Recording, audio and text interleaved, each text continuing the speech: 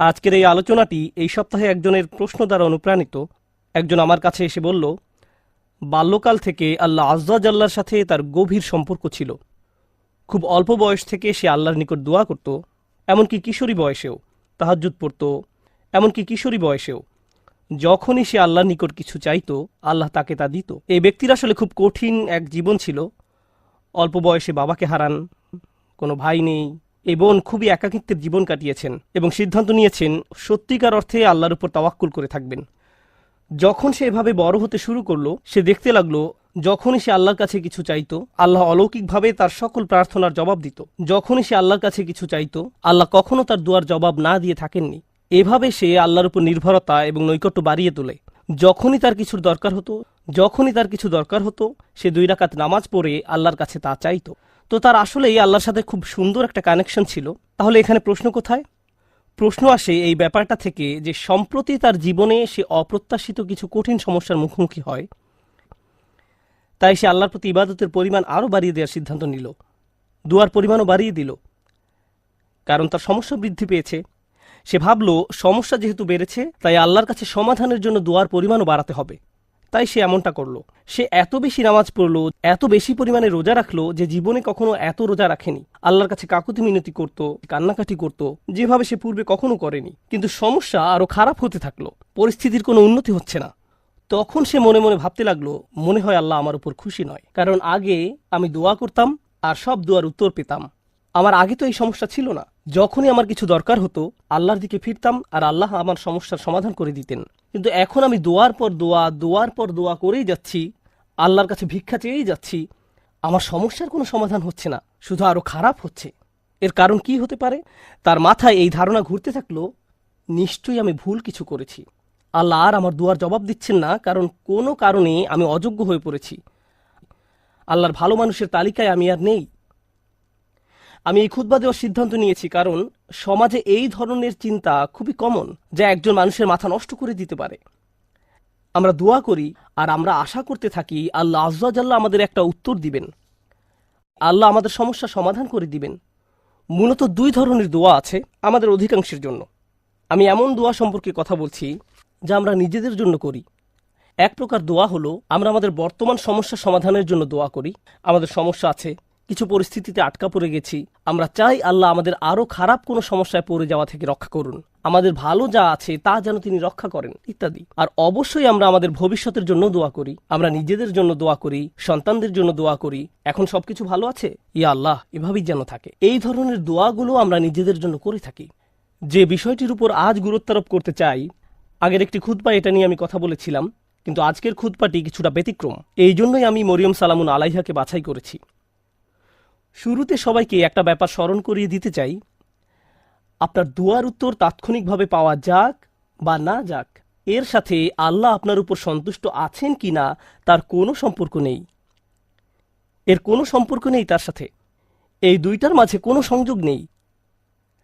আর যদি কোনো সংযোগ থাকতো তাও আপনি জানতেন না। কারণটা কি? আপনারা জানেন, আমরা সবাই জানি নূহ আলাইহিস সালামের কথা, যিনি খুবই স্নেহময়ী পিতা ছিলেন। তিনি দাওয়াত দিয়েছেন 950 বছর যাবত। কল্পনা করতে পারেন? আপনাদের কি মনে হয় তিনি তার সন্তানের জন্য দোয়া করেছেন? তিনি তার স্ত্রীর জন্য দোয়া করেছেন? নাকি তাদের ব্যাপারে কোনো পরোয়া করেননি? যিনি তার জাতির জন্য এতটা যত্নশীল হতে পারেন, তারা তাকে থুতু নিক্ষেপ করেছে, অপমান করেছে, তারপরেও তিনি আবারও তাদের কাছে গিয়েছেন। এভাবে 950 বছর যাবত। আপনাদের কি মনে হয় তিনি নিজের ছেলেকে উপেক্ষা করেছেন, নিজের স্ত্রীর কথা ভুলে গেছেন? তিনি তাদের জন্য বছরের পর বছর দোয়া করে গেছেন, তারা নিজেদেরকে পরিবর্তন করেনি। ব্যাপারটা কি এমন নয়? তিনি কি নিজেকে এভাবে দোষ দিয়েছেন যে মনে হয় আমার দাওয়াতটা ঠিকমতো হয়নি, তো আমার আর দোয়ার প্রতি কোনো গুরুত্ব দিচ্ছেন না? আলোচনাটা এভাবে শুরু করার কারণ হলো, ওই মানুষগুলো আমাদের চেয়ে অনেক উত্তম ছিলেন, তাদেরও একই রকম সমস্যা ছিল। এখানে এমন অনেক পিতামাতা আছেন যারা সন্তানদের জন্য প্রতিনিয়ত দোয়া করে যান, কিন্তু তারা দেখেন সন্তানরা ধর্ম ছেড়ে চলে যাচ্ছে, তারা অন্ধকার পথে হারিয়ে যাচ্ছে, আর তারা এটা নিয়ন্ত্রণ করতে পারছে না। নিয়মিত দোয়া করে যাচ্ছেন, কিন্তু দোয়ার কোনো উত্তর দেখা যাচ্ছে না। ফলে তারা হতাশ হয়ে পড়ছেন, আমি কি ভুল কিছু করেছি? আল্লাহ কেন উত্তর দিচ্ছেন না? আরে আপনি তো একা এমন পরিস্থিতিতে পড়েননি। আমাদের রসুল সাল্লাল্লাহু আলাইহি সাল্লাম প্রচুর দোয়া করেছেন। আপনার কি মনে হয় না যে তিনি তার চাচার জন্য দোয়া করেছেন, তার পরিবারের জন্য দোয়া করেছেন? আপনার কি মনে হয় না তিনি আবু লাহাবের কথা বিবেচনায় নেননি? যদি তিনি দোয়া করে থাকেন, তার সকল আবেগপ্রবণ দোয়া সত্ত্বেও আল্লাহ আযজা ওয়া জাল্লা তাকে বলছেন, ইন্নাকা লা তাহদি মান আহবাবত। আমাদের মাঝে এমন অনেকেই আছেন, এমন অনেক সন্তানেরা আছেন যারা আশা করেন তাদের পিতামাতা বা বড়রা যদি আরেকটু ভালোভাবে আল্লাহর পথে চলতো। এমন বহু তরুণ তরুণীর সাথে আমার কথা হয়েছে যাদের পিতামাতা ভয়ঙ্কর রকমের পরিষ্কার হারাম ব্যবসায় জড়িত। সন্তানেরা, তাদের ছেলেমেয়েরা তাদের বলছে, প্লিজ এই ব্যবসা থেকে বের হয়ে আসেন, আমি আপনাদের উপর নির্ভরশীল, আর আমি তো এই মুহূর্তে আমার পরিবারের জন্য আয় করার অবস্থানে নেই, কিন্তু আপনারা যা করছেন তা ভুল। তখন সন্তানদের বলা হয়, তোমরা পিতামাতাকে অসম্মান করছো, তোমাদের তো পিতামাতার সাথে তর্ক করা উচিত নয়।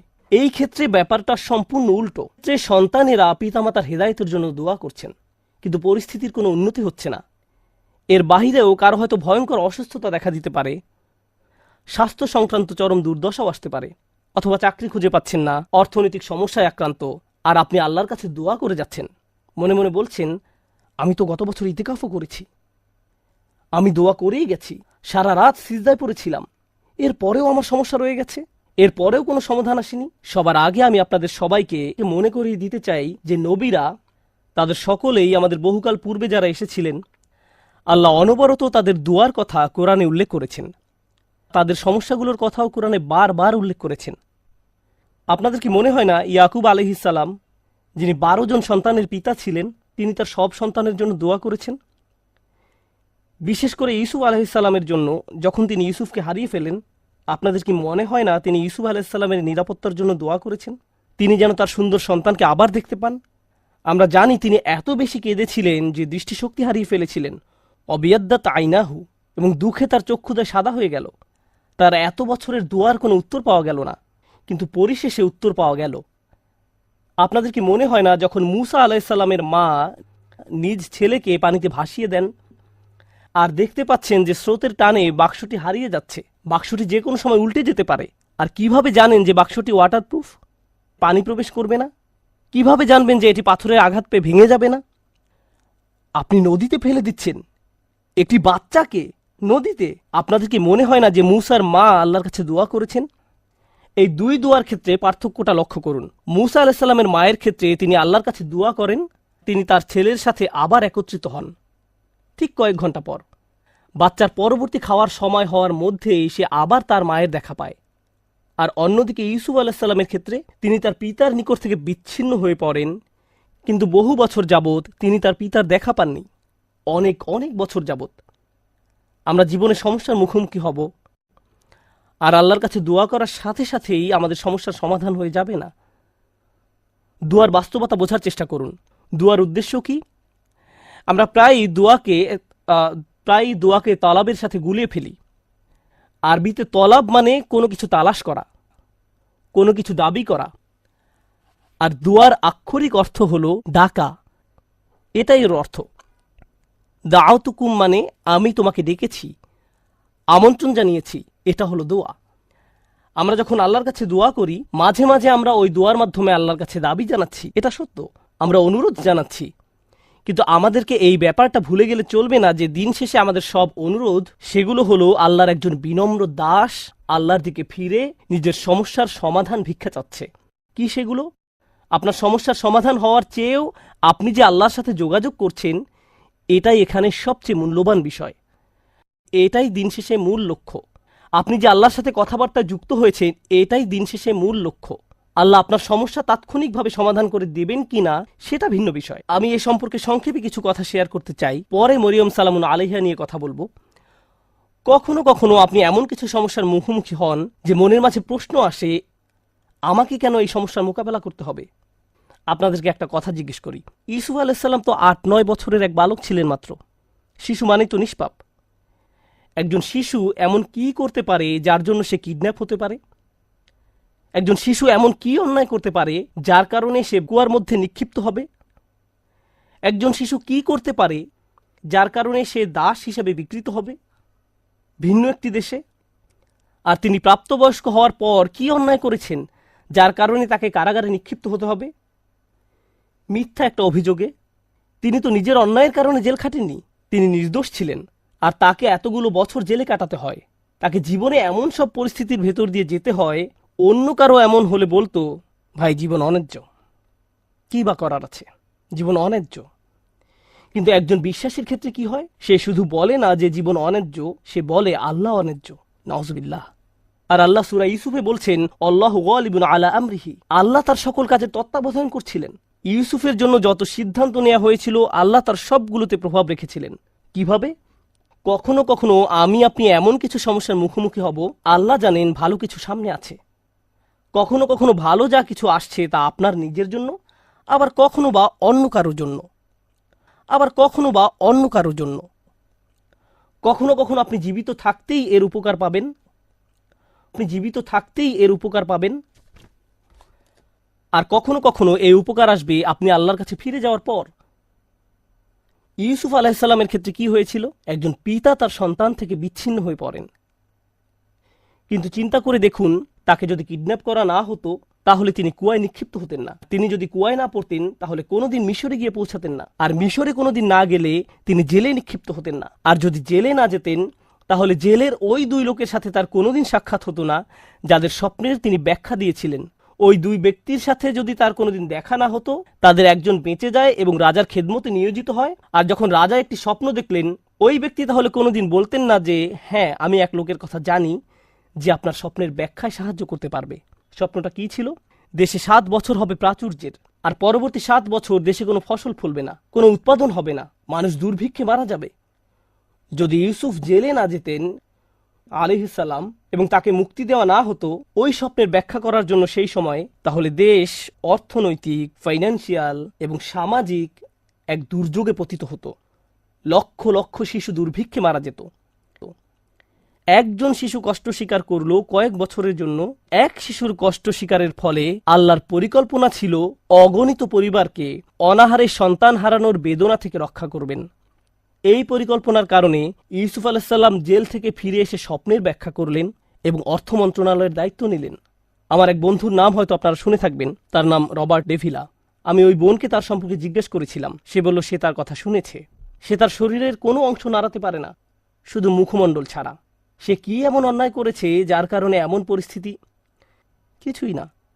কিন্তু কত মানুষ ইসলাম গ্রহণ করেছে তার এই অক্ষমতার দরুন। কত শত মানুষ এই ঘটনার কথা শুনে আল্লাহর পথে ফিরে এসেছে।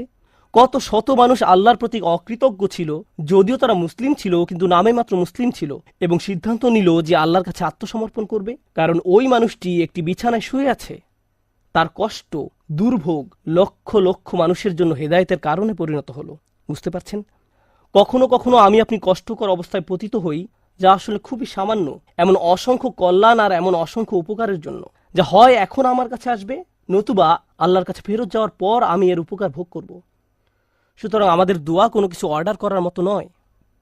যখন ওই বোন আমাকে তার সমস্যার কথা বলছিল, সাথে সাথে আমার মরিয়ম সালামুন আলাইহার কথা মনে পড়ল। কারণ মরিয়ম সালামুন আলাইহার ক্ষেত্রে এমনকি ছোট বয়সেও তার জন্ম আশ্চর্যজনক। তার জন্মের কথা কোরআনে উল্লেখ করা হয়েছে। খুব বেশি সংখ্যক মানুষের জন্মের কথা কোরআনে উল্লেখ করা হয়নি। মা একটি ছেলে সন্তান আশা করেছিলেন, কিন্তু তার একটি মেয়ের জন্ম হলো। আর আল্লাহ বলেন, ওয়ালাইসা যাকারু কাল উনসা, যার অনেকগুলো গভীর অর্থ রয়েছে। আমি এখন শুধু একটি অর্থ হাইলাইট করছি। এই মেয়েটি অন্য কোনো ছেলের মতো নয়, এই মেয়েটি স্পেশাল। প্রসঙ্গত, দয়া করে এই কথাগুলো মনে রাখবেন। পরের বার আপনাদের কেউ যদি সন্তান সম্ভবা হয়ে থাকেন, আপনি আশা করছেন, আপনার মা আশা করছে, আপনার চাচাতো খালাতো ভাই বোনেরা আশা করছে একটি ছেলে শিশুর জন্ম হবে, কিন্তু একটি মেয়ের জন্ম হলো, তখন মনে রাখবেন আল্লাহ মরিয়ম সালামুন আলাইহার জন্মের মতো কারো জন্মের কথা এভাবে হাইলাইট করেননি। মেয়ে সন্তান পাওয়া সম্মানের, মেয়ে সন্তান পাওয়া আল্লাহর একটি উপহার। মেয়ের জন্ম হলে অসন্তুষ্ট হওয়া আসলে মুশরিকদের বৈশিষ্ট্য। আল্লাহ মুশরিকদের সম্পর্কে বলেন, যল্লা ওয়াজহুহু মুসওয়াদ্দান ওয়া হুয়া কাযীম, তাদের কাউকে যখন কন্যা সন্তানের সুসংবাদ দেওয়া হয় তখন তার মুখ কালো হয়ে যায়, সে অন্তর্জ্বালায় পুড়তে থাকে। মেয়ে সন্তান পাওয়া আল্লাহর পক্ষ থেকে আশীর্বাদ এবং সম্মান। মেয়ের জন্ম হলে যদি অসন্তুষ্ট হয়ে পড়েন, তাহলে আপনি শুধু আল্লাহর উপহারেরই অসম্মান করছেন না, আপনি কুরআনের আয়াতকেও অসম্মান করছেন। এই কথাগুলো মনে রাখবেন। এই শিশুর জন্ম হলো, তাকে আসলে বিশেষ একটি জায়গা দেওয়া হলো। তখনকার সময়ের কেন্দ্রীয় মসজিদে জাকারিয়া আলাইহিসসালাম তার দেখাশোনা করতেন। আর যখনই তিনি তার খোঁজ খবর নেওয়ার জন্য আসতেন, কারণ মরিয়ম আলাইহিসসালাম আল্লাহর ঘরে থেকে আল্লাহর ইবাদতে নিজেকে উৎসর্গ করলেন। কুল্লামা দাখালা আলাইহা জাকারিয়াল মেহরাব ওয়াজাদা ইনদাহা রিজকান, যখনই জাকারিয়া মেহরাবের মধ্যে তার কাছে আসতেন, কিছু খাবার দেখতে পেতেন। তিনি জিজ্ঞেস করলেন, এগুলো কোথায় পেলে তুমি? এই ফলগুলো তো এখন উৎপাদন হয় না, এমনকি এগুলো এই সিজনেরও নয়। এগুলো শীতকালে হয় আর ওইগুলো গরমকালে জন্মে। তুমি এইসব ফল কোথায় পেলে? উত্তর দিতেন, ক্বালাত হুয়া মিন ইনদিল্লাহ। এগুলো আল্লাহর পক্ষ থেকে বিশেষভাবে এসেছে। এই ফলগুলো আমার নিকট আল্লাহর পক্ষ থেকে এসেছে। ভাবতে পারেন এমন একজনের কথা, যার দোয়া এমনভাবে কবুল হয় যে আকাশ থেকে খাদ্য অবতীর্ণ হয় এই নারীর জন্য। তাই যখন ওই বোন আমাকে বলছিলেন তার দোয়া কবুল হয়ে যায়, আমি সাথে সাথে মরিয়ম সালামুন আলাইহার কথা মনে করলাম। কি অলৌকিকভাবে আল্লাহ তার ব্যাপারে হস্তক্ষেপ করতেন, এমনকি খাদ্যের মতো বিষয়েও। যা আমরা নিজেরা উঠে গিয়ে নিয়ে আসতে পারি, তাকে এমনকি সেজন্য উঠতে হয়নি। খুব স্পেশাল এক কিশোরী, খুব স্পেশাল এক নারী। এখন এই নারী সম্পর্কে যে ব্যাপারটি আজকে গুরুত্ব দিয়ে তুলে ধরতে চাই তা হলো, একদিন তার নিকট এক ফেরেশতার আগমন ঘটল।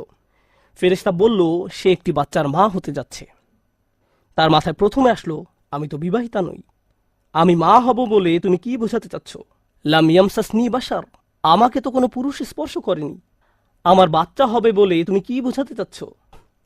কাযালিকি ক্বালা রব্বুক, আমি দুঃখিত, আমরা এসেছি শুধু সংবাদ জানাতে।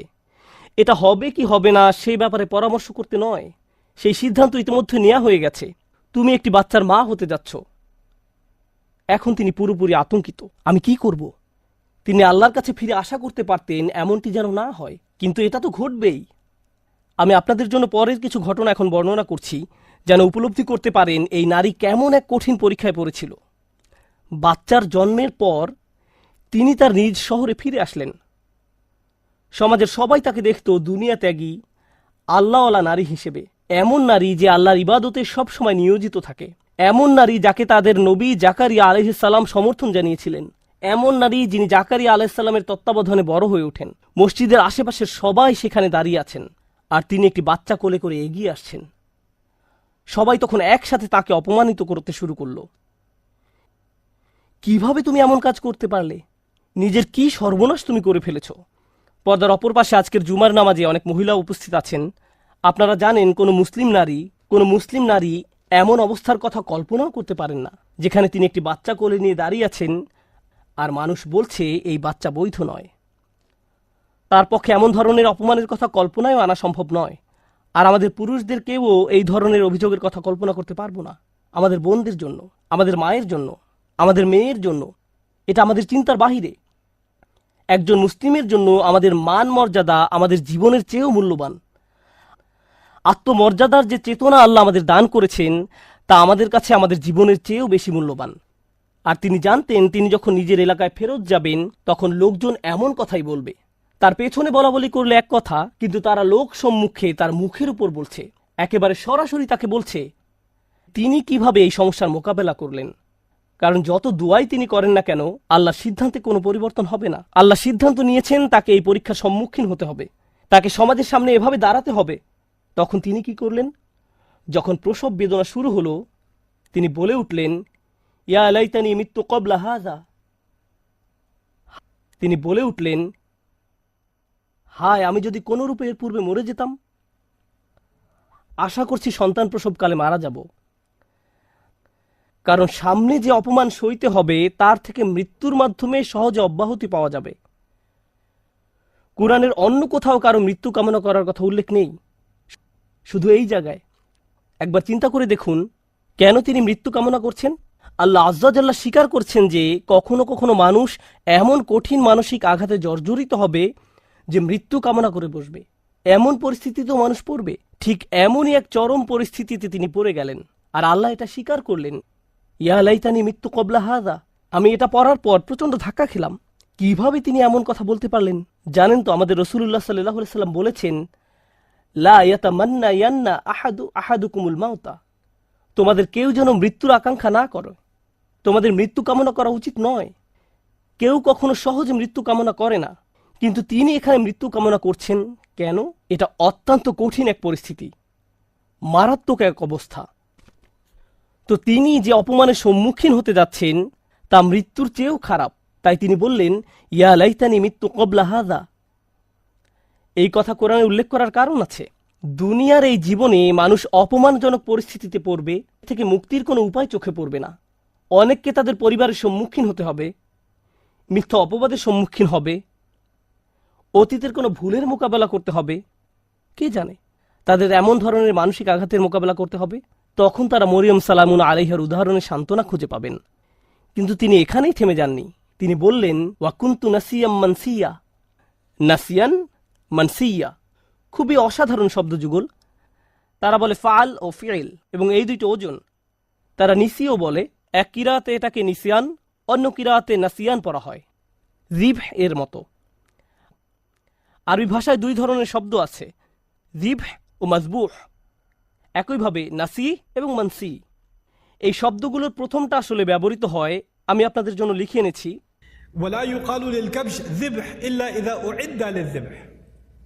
কোন প্রাণীকে, অর্থাৎ কোনো ছাগল বা ভেড়াকে আপনি ততক্ষণ পর্যন্ত জিভ বলবেন না যতক্ষণ না এটি জবাই করার উপযুক্ত হয়। জবাই করা হয়ে গেলে এটাকে বলা হয় জাবিহ, এটাকে বলা হয় মাজবুহ। জবাইয়ের আগে না, আগে বলা হয় জিভ। তিনি দুইটি শব্দ ব্যবহার করলেন, যদি আমি মরে যেতাম, যদি মানুষের স্মৃতি থেকে বিলুপ্ত হয়ে যেতাম, এভাবেই অনুবাদ করা হয়। কিন্তু এখানে যে দুইটি শব্দ আছে সেটা ওনারা ভুলে গেছেন। একটা শব্দ নাসিয়ান, অর্থ আসলে তিনি তো মসজিদ থেকে অনেক দূরে, ঠিক না? তিনি এখন বাড়িতে অবস্থান করছেন না। কেউ যেন কোনোদিন আমাকে মিস না করে, তারা যেন এই প্রশ্নটাই না করে যে মরিয়ম কোথায় গেল। আমি যদি অদৃশ্য হয়ে যেতাম, যদি মানুষের স্মৃতি থেকে বিলুপ্ত হয়ে যেতাম এই মুহূর্তে, কারো যেন কোনোদিন আমার কথা মনেও না হয়। এটা হলো নাসিয়ের অর্থ। চিন্তাও মাথায় না আসে যে এক সময় আমার অস্তিত্ব ছিল। এমন অনেকেই আছে যারা এত কঠিন হতাশা এবং উদ্বেগের ভিতর দিয়ে যায় যে ঘর থেকেই বের হয় না, ফোন রিসিভ করে না, টেক্সট মেসেজের কোনো জবাব দেয় না। তারা এত বেশি মানসিক যন্ত্রণা অনুভব করে যে তাদের ইচ্ছা হয় যদি তারা মানুষের স্মৃতি থেকে বিলুপ্ত হয়ে যেত। কেউ যদি তাদের দরজায় করাঘাত করে, তারা ভাবে যদি তারা আমার কথা ভুলে যেত, হায় যদি আমার কারোর সাথে আর দেখা না হতো। তারা সব কিছু থেকে নিজেকে বিচ্ছিন্ন করে নিজের মাঝেই বসবাস করতে চায়। এর নাম হলো নাসিয়ান। তিনি ইতোমধ্যে আশা করছেন যেন তার মৃত্যু হয়, কেউ যেন তার খোঁজ করতেও না আসে। পরবর্তীতে অনেক বছর পার হয়ে গেলে কেউ যদি না জানে তার কি হয়েছে, মানসিয়ান, ভবিষ্যতেও তার কোনো উল্লেখ কোথাও যেন না থাকে। আমি আশা করছি কেউ যেন এই মুহূর্তে আমার কথা মনে না করে, এবং আমি ভবিষ্যতেও যেন সবার স্মৃতি থেকে সম্পূর্ণ অদৃশ্য হয়ে যাই। আমি এই মহান নারীর পরীক্ষার উপর গুরুত্ব আরোপ করতে চেয়েছি, কারণ ইনি এমন একজন নারী যার দোয়া সাথে সাথেই কবুল হয়ে যেত। তাকে এমনকি খাদ্যও চাইতে হয়নি, তার জন্য ফল ফলাদি এসে উপস্থিত হতো। আর আল্লাহ তাকে এমন পরিস্থিতিতে ফেললেন, আল্লাহ তাকে এমন পরীক্ষায় ফেললেন, এই জন্য না যে আল্লাহ তাকে ঘৃণা করেন, এই জন্য না যে আল্লাহ তার কথা ভুলে গেছেন, এই জন্য না যে আল্লাহ তাকে অপমানিত করতে চান। শেষে দেখা যায় যে এই সমস্ত কিছুর মাধ্যমে আল্লাহ আসলে তাকে সম্মানিত করলেন। আল্লাহ তাকে সম্মানিত করতে চান। কোন অপমানের ভয় তিনি করছিলেন? তার অপমানের ভয় ছিল মানুষ বলবে তুমি বিয়ে ছাড়াই এই সন্তানের মা হয়েছ, তোমার এটা হারাম ছেলে। মানুষ এটাই বলবে। আর জানেন তো বাচ্চার নাম কি ছিল? তার নাম ছিল ঈসা। কোরআনে কোনো নবীর নামের সাথে তার পিতা বা মাতার নাম উল্লেখ করা হয়নি। শুধু ঈসা আলাইহিসসালাম, ঈসা ইবনে মারিয়াম বারবার উল্লেখ করা হয়েছে। ঈসা মরিয়মের ছেলে। কোরআনে কোথাও কি আছে মুহাম্মদ আব্দুল্লাহর ছেলে? কোথাও কি পান ইয়াকুব ইসহাকের ছেলে, ইসহাক ইব্রাহিমের ছেলে, ইউসুফ ইয়াকুবের ছেলে? পেয়েছেন কখনো? না। অনেকবার আল্লাহ এই রসুলকে যখনই সম্মানিত করেছেন, সাথে সাথে তার মাকেও সম্মানিত করেছেন। প্রসঙ্গত বিষয়টা গুরুত্বপূর্ণ। আরবরা যখন ইবনে বলে, বা এমনকি সেমেটিক মানুষরা যখন ইবন বলে, ঠিক পরেই তারা পিতার নাম উল্লেখ করে। তারা পিতার নাম বলে। আপনার নামের শেষাংশ আসে পিতার কাছ থেকে। আল্লাহ এই সাধারণ নিয়মের বাহিরে গিয়ে মানুষকে মনে করিয়ে দিয়েছেন যে তার কোনো পিতা নেই, আর আমি সাধারণ নিয়মের বাহিরে গিয়ে এই মাকে সম্মান দেখাবো। ঈসা ইবনে মারিয়াম। প্রতিবার আল্লাহ এই অপমানের কথা উল্লেখ করেছেন অন্য কারণে। আর এই বিষয়টা বলেই আমি আমার খুতবার সমাপ্তি টানছি। কখনো কখনো আপনার কষ্ট অন্য মানুষের মুক্তির কারণে পরিণত হবে। আপনি সমস্যায় পড়েছেন কারণ এটা আপনার থেকেও বড় কোনো উদ্দেশ্য সাধন করবে, তখন তাদের জন্য সাদাকায়ে জারিয়ায় পরিণত হবেন। আপনার কারণে তারা ভালো কিছু অর্জন করবে। মারিয়াম সালামুন আলাইহার এই কষ্ট থেকে প্রতিবার যখন কোনো নারী অপমানিত হয়, প্রতিবার যখন কোনো নারী অপবাদের শিকার হবে, প্রতিবার যখন কোনো নারী কামনা করবে যদি সে মরে যেত পরিস্থিতির মুখোমুখি হওয়ার চেয়ে, তখন সে মরিয়ম সালামুন আলাইহার কষ্টের মাঝে নিজের সান্ত্বনা খুঁজে পাবেন। আর যখনই কোনো নারী সান্ত্বনা খুঁজে পাবে, মরিয়ম সালামুন আলাইহার মর্যাদা এতে আবারও বেড়ে যাবে। সুবহানাল্লাহ। আমাদের দোয়ার মাধ্যমে আমরা আল্লাহর সাথে সংযোগ স্থাপন করি। আমাদের দোয়া এমন কিছু নয় যার মাধ্যমে এই দুনিয়া জান্নাতে পরিণত হবে। পৃথিবীর এই জীবনে পরীক্ষা থাকবেই। আমাদের চেয়ে বহুগুণে উত্তম মানুষদের জীবনে সমস্যা ছিল, আর এটা ঠিক আছে। লাকাদ খলাকনাল ইনসানা ফি কাবাদ, আমি মানুষকে সৃষ্টি করেছি অত্যন্ত কষ্ট ও শ্রমের মাঝে। কষ্ট ক্লেশ জীবনেরই অংশ। দুয়ার উদ্দেশ্য হলো আমাকে আপনাকে এই কষ্টগুলো মোকাবেলায় সাহায্য করা। আর কখনো ভুলে যাবেন না যে আল্লাহ আমাদের সাথে আছেন। আল্লাহ আজ্জা জাল্লাহ আমাদের সেসব মানুষদের অন্তর্ভুক্ত হওয়া থেকে রক্ষা করুন যারা ঈমান হারিয়ে ফেলে। আল্লাহ আজ্জা জাল্লাহ আমাদের মর্যাদা দান করুন এবং আমাদের এই কথা স্মরণে রাখতে সাহায্য করুন যে মানুষ আপনাকে অপমানিত করতে চাইবে যেভাবে তারা মরিয়ম সালামুন আলাইহাকে অপমান করেছিল। লোকে আপনার সম্পর্কে কি মনে করে আর আল্লাহ আপনার সম্পর্কে কি মনে করেন, এর মাঝে বিশাল